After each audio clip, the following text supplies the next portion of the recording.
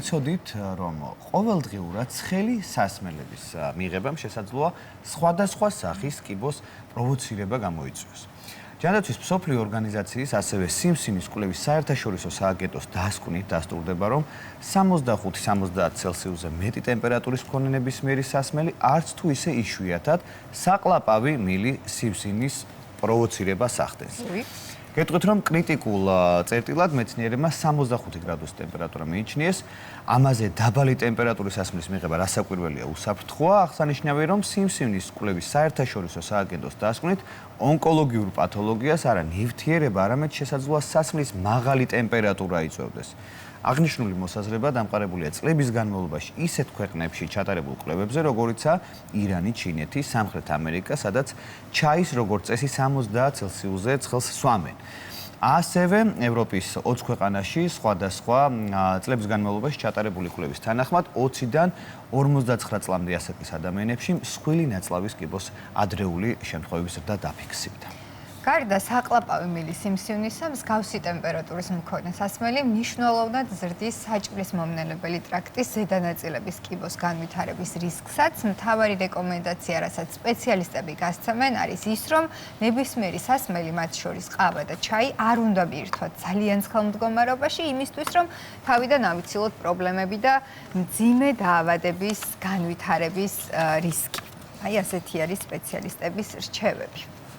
ბევრი ადამიანისთვის ცხელი ჩაი ან ყავა დილის განუყოფელი ნაწილია, ეს ყველამ ვიცი და ჩვენთვის მით უმეტეს, ჩემ ერთი შეხედვით თითქოს უწყინარი ჩვევა, რომელმაც შესაძლოა ადამიანის ჯანმრთელობას სერიოზული საფრთხე შეუქმნას და რატომ ხდება, რომ ცხელი სითხე კიბოს განვითარების რისკს ზრდის?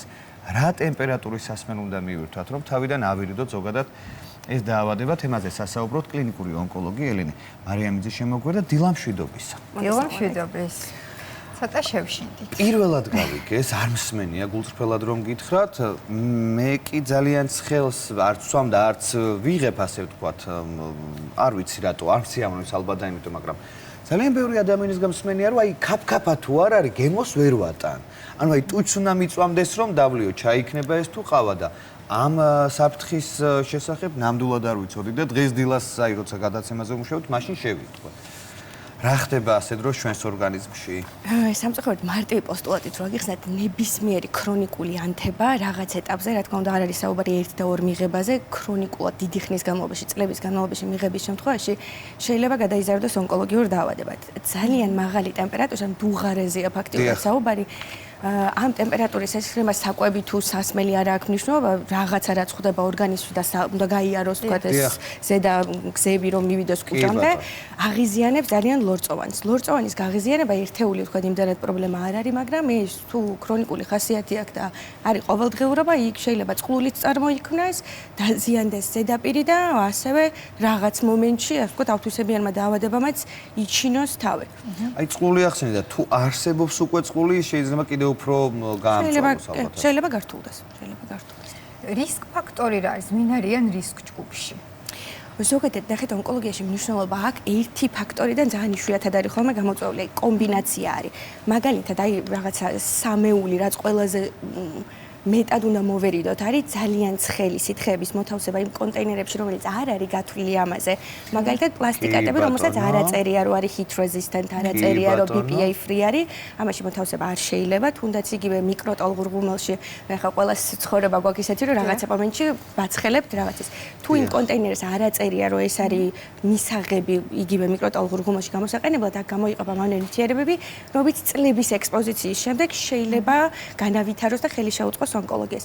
ასევე ალკოჰოლი და თამბაქო, რაც ახლა ვხუმრობდით, რომ მაგალითად 90-იანი წლების ბომონდი იყო, რომ დილით გახურებული ყავა, რომელსაც მართლა იქაფქაფი ამოსდის, როგორც ვამბობდით, სიგარეტი და ამაზე მერე კიდე ალკოჰოლის დაყოლება, ეს არის ტრიადა, რომელიც ფაქტიურად ძალიან მავნია. ამიტომ მაქსიმალურად უნდა მოვერიდოთ ისეთ ტემპერატურაზე, საკვები იყოს, თუნდაც ბორში იყოს, თუნდაც რაღაცა ზოგადად ჯამრთელი პროდუქტი იყოს, მაგრამ არასწორ ტემპერატურაზე მიღებამ შეიძლება უარყოფითი გავლენა მოაქვს. ჩვენ ახლა თერმომეტრით არავინ არ ვსხედვართ, ხო ასეა, საკვების დროსაც და სასმელის დროსაც, ხო ასეა, რომ აი სიტყვაზე თუ გვინდა რომ რამე ისეთი სადილი მივირთვათ, არ გვაქვს იქნით თერმომეტრი, რომ აი რა არის ნორმა? აი რაღაც შუალედური რო გამოვიყვანოთ. ხო, ანუ არ უნდა დაიწვას ტუჩი? ნახეთ, ახლა ტერმინატორები არავინ არ ვართ და ნამდვილად ახლა თვალში არ გვეყენია რაღაცა რომ დავადგინოთ, მაგრამ ნუ აი ჩაიზე ვთქვათ ეს ორი მარტივი წესია, რო ჩამოასხავთ 10 წუთი არ უნდა მიიღოთ. ელარჯია, ღომი, ცხელი, თუ არ ჭამეთ, ცივი, როგორ ჭამო? ელარჯი თუ დღეში 4-ჯერ არ ჭამთ, არ არის პრობლემა. აი, ეს არის. დიდი მადლობა დამშვიდობთ.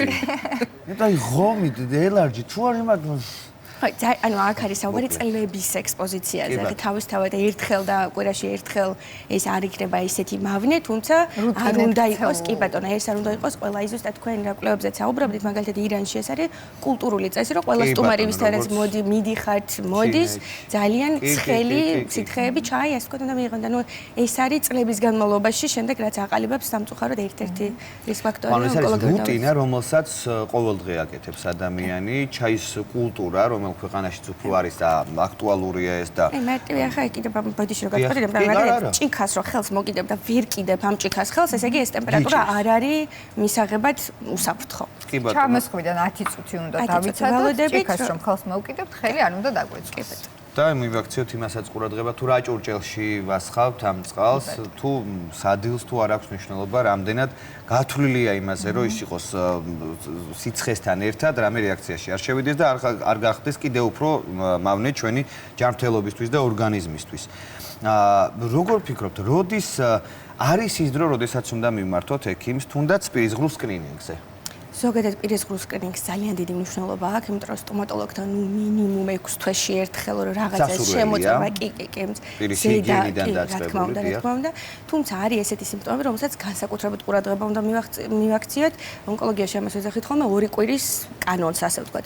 თუ 2 კვირაზე მეტია სხვა აუხსნელი მიზეზების გარეშე გაქვთ დისფაგია, ანუ ყლაპვის გაძნელება, წვა, როდესაც რაღაცას ყლაპავთ, ეს იქნება სითხე თუ ეს იქნება მყარინაერთი, ხმის ტემბრის შეცვლა, რომელიც არაფრით არ არის გამოწვეული. ხლა თუ ადამიანს რაღაცა ვირუსი აქვს გადატანილი, ეგ ლოგიკურია, რომ შეიძლება ეს მამაღლა საუბარი, ბუნებრივიც არის, რომ უეცრად, თქვა არანაირი ტრიგერი არ იყო და ადამიანს ხმა წაუვიდა, ვერ ყლაპავს, წონაში კლება დაიწყო, იმიტომ რომ რა თქმა უნდა ვერ იყვება, ესე ვთქვა, წვის შეგრძნება აქვს, რომელსაც არაფერი არ ანელებს, ამობოყინება არის ხოლმე ძალიან ხშირი ამ შემთხვევაში თუ რაღაცა დაზიანება არის, ვთქვა, ზედა საკლაპავის და ამ გზების ესეთ სიმპტომებს თუ განსაკუთრებით 2 კვირაზე მეტი ხნის განმავლობაში პერსისტირებს და გრძელდება, უმჯობესია ხომ ეს მადლობა ღმერთს არ არის უმეტეს შემთხვევაში ონკოლოგია, უბრალოდ რაღაცა ლორწოვანის გაღიზიანების მომენტია ხოლმე, მაგრამ თუ დიდი ხანია, კი, ჯობია გამოვრიცხოთ, ვიდრე ამას ვთქვათ განვითარდეს და რაღაც სხვაში გადაიზარდოს. აბსოლუტურად გეთანხმებ.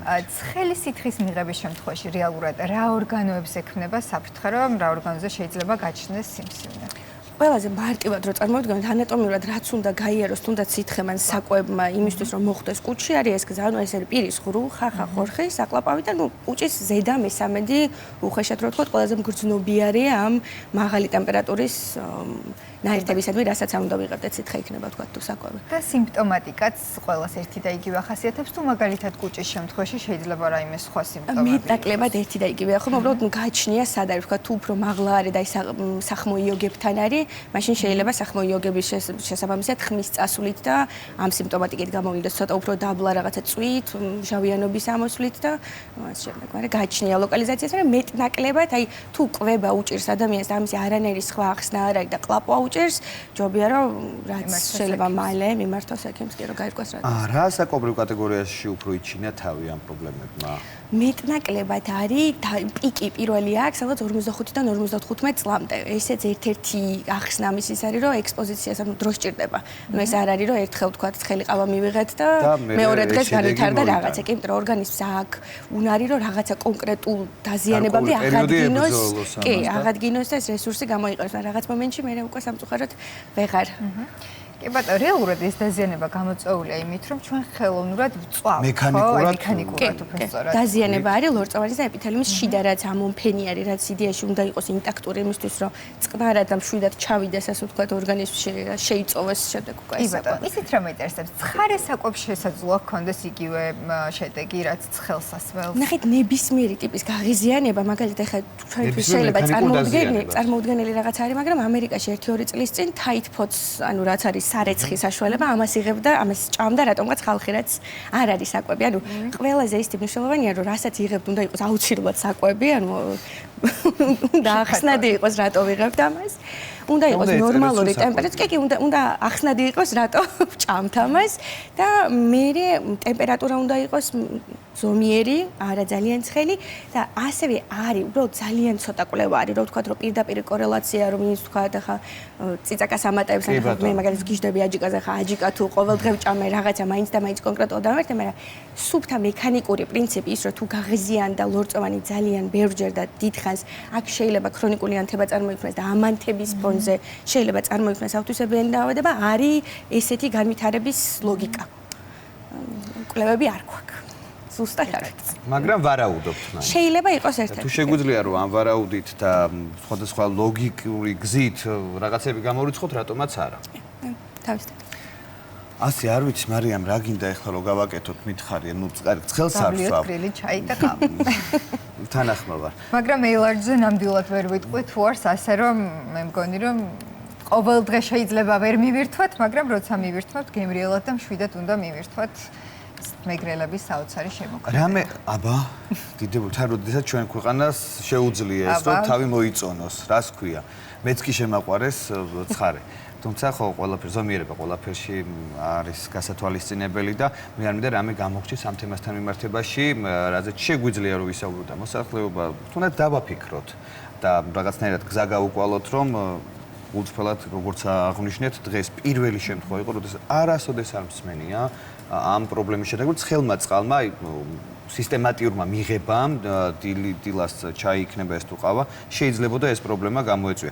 თუ არის რამე ისეთ სასაუბრო თემა, რაზეც შეგვიძლია რომ კიდე გავამახვილოთ ყურადღება და აქცენტები დავსვათ, შეგვიძლია გავაკეთოთ. იცი რა, უბრალოდ აი კომბინაციას მივაქციოთ განსაკუთრებული ყურადღება, რომ თქვათ ეს ცხელი ჩაი თუ რაც იქნება ცხელი საკვები, ასე ვთქვათ, იმდენად პრობლემა შეიძლება არ გახდეს, მაგრამ ძალიან ხშირად გვაქვს ესეთი ტენდენცია საზოგადოებაში, რომ ამას ვაყოლებთ ხოლმე, თუნდაც იგივე ალკოჰოლურ სასმელებს შემდეგ, თუნდაც იგივე სხვა გამაღიზიანებლებს, როგორც არის თამბაქოს პროდუქტები და ეს ყველაფერი კომბინაციაში უფრო უარესია, ვიდრე ვთქვათ მარტო ცხელი ჩაი კვირაში ერთხელ რომ ვიღაცას დუღარა მიეღო. თუმცა მაქსიმალურად უნდა მოვერიდოთ და სკრინინგი არის აუცილებელი, თუნდაც იგივე პირის ღრუს შემოწმება, თუნდაც იგივე ყოველწლიური მაინც თუ ვთქვათ 6 თვეში ერთხელ არ გამოდის ზოგადი სკრინინგი, რომ ნახოთ რა პრობლემა ხო არ არის ორგანიზმში. საპროფილაქტიკოდ ბუნებრივი აი მათთვის ისეც მაგალითად ფარინგიტი, ტონზილიტი აწუხებს, მათთვის მნიშვნელოვანია რომ პროფილაქტიკის მიზნით პირის ღრუს სკრინინგი ჩაიტარონ, ისინი უფრო არიან რისკ ჯგუფში. აუცილებლად, ანუ აი გინგივიტიც კი რამდენადაც მარტივი წარმოსადგენი არის ხო, თქვა რაღაცა ქრონიკული გაღიზიანება, ლორწოვანი გარსის პირის ღრუსი, შეიძლება ესეც გახდეს რაღაცა ავტოიმუნური დაავადების პრეკურსორი. ამიტომ ძალიან დიდი მნიშვნელობა აქვს რომ ორგანიზმი მაქსიმალურად ისე უნდა შევისწავლოთ, რომ ანთების კერები აღმოფხრათ, აი შევეშველოთ ისე რომ ეს ანთება არ იყოს ქრონიკული ფორმის. რაღაცა თქვათ დაგვემართა ანთება, აღმოფხრეთ, მივაქცევთ ყურადღებას. იმიტომ რომ არიან адамიანები, ვისაც სუსტი ყელი აქვთ, ასე ვთქვათ, ძირითადად თუ რაიმე აწუხებთ ხოლმე პირველი ნიშნები არის ხელზე. პროფესიულიც არის ხოლმე ხანდახან, ვისაც ბევრი ვთქვათ სიმღერა საუბარი უწევთ. ეხლა მაგაზე დამაფიქრეთ, იცით? მე კი თვითონ ასენაზე არ მდგარ ვარ, მაგრამ იცით რა მაინტერესებს? ხშირ შემთხვევაში ჩვენ მექანიკურად სახმო იოგებს ვაღიზიანებთ, ხომ? რადგანაც გვიწევს იმაზე ხმამაღლა საუბარი, ვიდრე ეს ბუნებრივია. ემატონ. ზოგადად საუბარიც, აი მაგალითად პედაგოგებში, მომღერლებში, სასცენო ზოგადად პროფესიებში, სამწუხაროდ ხშირია ხოლმე, რაღაცა წლების შემდეგ ეს არ არის საუბარი, ვთქვათ. 1 და 2 წლიან კარიერაზე, მაგრამ აუდიტორიასთან გააქვს შეხება. იმიტომ რომ ნახეთ, წარმოგიდგენთ რომ ეს სახმო იოგები იმისთვის რომ ჩვენ ვილაპარაკოთ, ეს სახმო იოგები ყოველ ჯერზე მეც ახლა როცა ვლაპარაკობ, სახმო იოგები ერთმანეთს ეხახუნება იმისთვის რომ წარმოუთქვა გერა. რაც არ უნდა იყოს ისევ, ესეც ქრონიკული ანთება ამას ესე რომ შევხედოთ, იმიტომ რომ წარამარა ახლა ხელზე რომ მიგაჭიროს ვიღაცა 20 წელი, იქაც რაღაცა იქნება. კი, მაგრამ ზომიერად უნდა გამოვიყენო. განერად ზომიერებაში უნდა გადავიდეთ. განერად ვილაპარაკოთ ცოტა გითხარით და რაღაცნაირად მეც მაგის პრობლემა მაქვს ამიტომ მერკეთო. კი ბატონო, მადლობა მინდა გადაგიხადოთ, ძალიან საინტერესო იყო თქვენთან საუბარი.